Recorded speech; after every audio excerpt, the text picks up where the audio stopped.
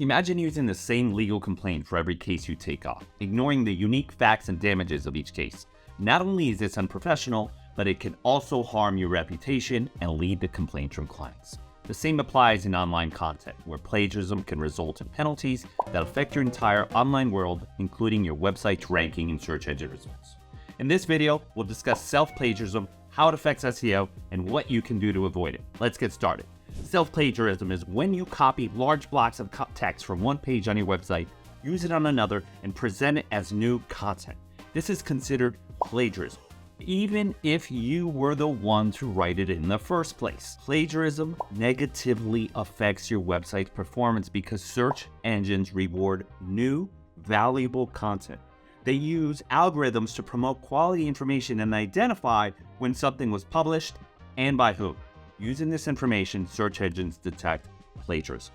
To avoid SEO plagiarism, minimize too similar of content. If you want to write pages with similar topics or similar content types, find ways to differentiate each page by highlighting distinct areas or going into greater detail on different topics. For instance, if you're a law firm, you want to differentiate by location. What are you doing to the redundancy of the same exact content for the car accident page in a different location to change it?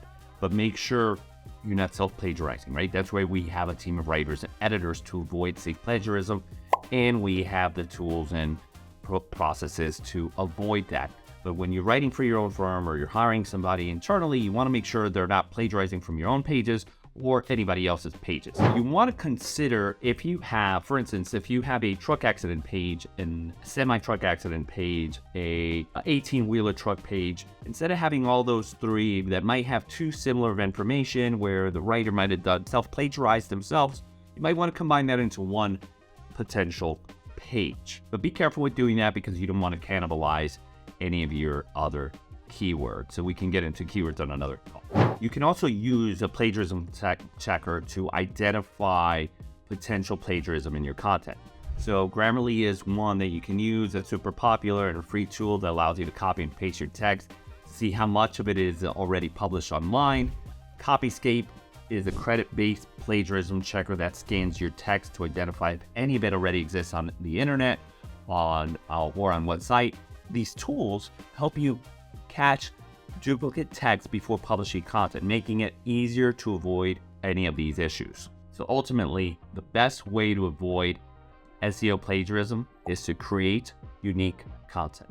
At We Do Web, our legal content marketing team creates unique content for law firms all day long. We write over 2 million words per month for different law firms, and we want to be careful that we're doing a brand new intro and writing brand new content. And we're writing for the user, and obviously we want to get those pages ranked on Google. But if there's any plagiarism, that is going to avoid us getting ranked because Google penalizes you for duplicate content. Our content speaks for itself. In conclusion, self-plagiarism, SEO plagiarism can harm your online reputation, affect your website's ranking, and ultimately harm your business. By avoiding plagiarism and creating unique, valuable content, you can improve your SEO and reach more potential clients. For more information on legal content marketing, contact We Do Web. Thank you for watching.